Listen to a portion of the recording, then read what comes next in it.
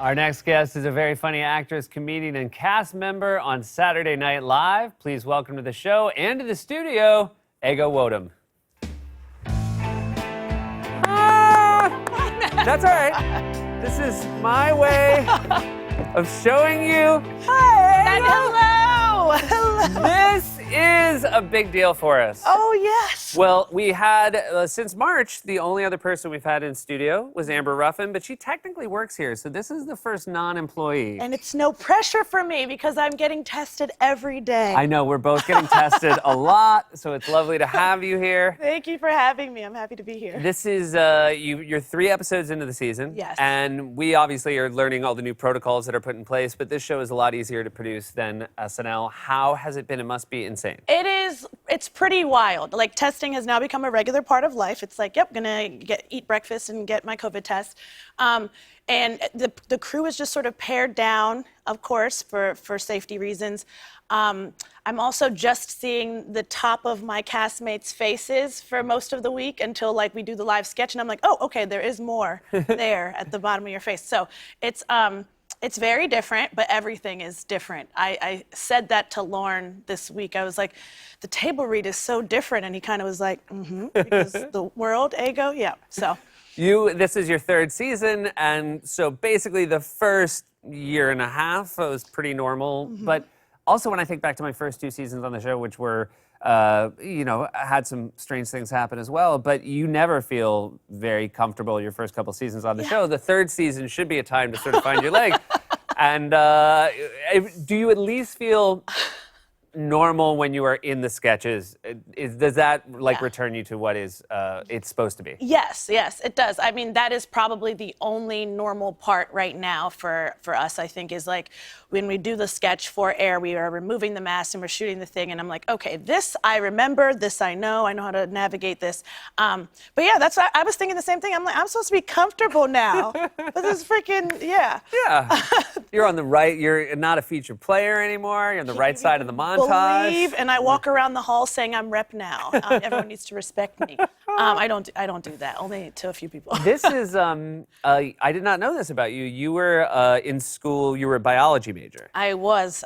And did your parents know that your sort of real desires were to be a performer? Yes. So my mom always sort of knew, and the deal I basically made with my mom was that I would study biology. I would be pre-med if she let me go to Los Angeles for college, where the acting happens, in my mind, at least at like 17 years old. But you shouldn't let 17-year-olds make decisions, I don't think. So she knew that, but my friends didn't know. This is your college friends? My college friends. Gotcha. Did my high school friends know? I don't think any of my friends knew. None of my friends, so they didn't know the real me. And so when you were in biology lab with other biologists or aspiring biologists? An organic chemistry lab, yes. And where were you sort of stretching your acting legs? Were you doing it on the side in college at all? Okay, so my sophomore year of college, so at my school there was this scholarship program that was called a Renaissance Scholarship, and if your majors were so different, you could be eligible for the scholarship. So I thought, oh, great, I'm going to apply for that second year, my sophomore year. But I took a theater class, I believe, the first semester of my sophomore year, and I absolutely hated it. I hated it so much. And so I was like, guess I'm not going to be a Renaissance Scholar.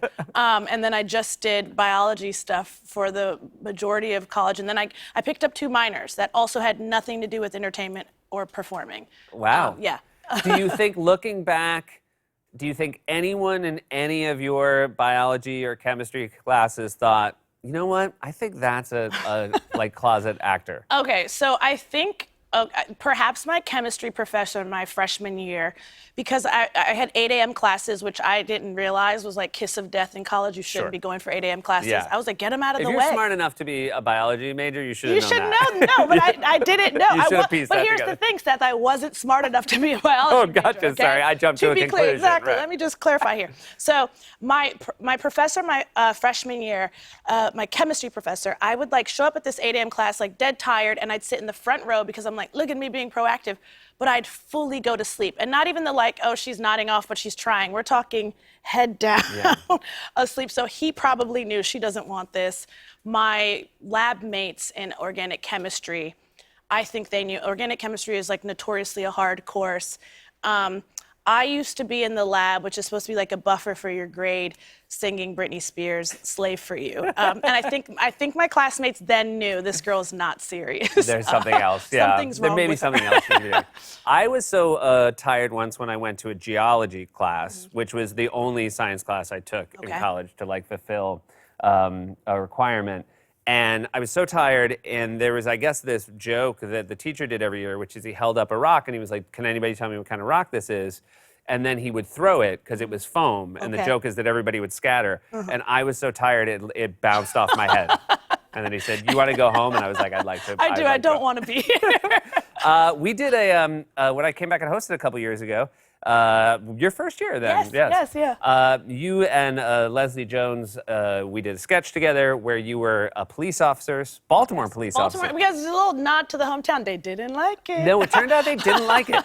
Basically, I guess it was the sketch is technically called Traffic Cops, but it was like thirsty. So it's Traffic Stop was the sketch name, and then Thirsty Cops is Thirsty Cops. Thirsty yes. Cops, yes.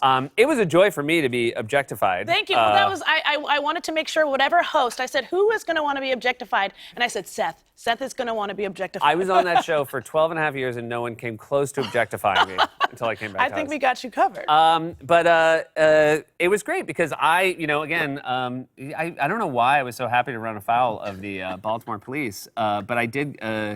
It was very nice that you guys helped me make a dream come true. Yeah, it's And incredible. you did, but you did hear from the Baltimore PD.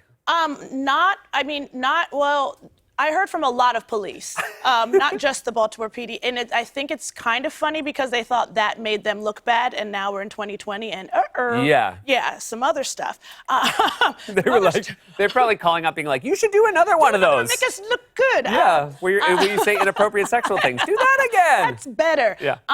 No, so I read the news. They weren't happy. They weren't into it, and I thought, okay, I was just like, Baltimore PD, they have their uniforms. I was like, they have specific uniforms. Here we are, nod to hometown. It was a nod to hometown. People Yeah. should appreciate that. Yeah. There's no press is bad press. And Yeah. You did a solid. Is to that hometown. true, though? Do you It's really not believe? true. I don't It's not believe true. that. I said it, and as soon as I did, I knew I it was wasn't like, true. Seth, you don't believe that. You know better than that. Hey, thank you so much for being here. This is episode 4 of Yeah. 5 in a row, Yeah. which in all my years I never did. So keep your endurance up. Thank You're you. doing great. Thanks so Thank much you. for being here.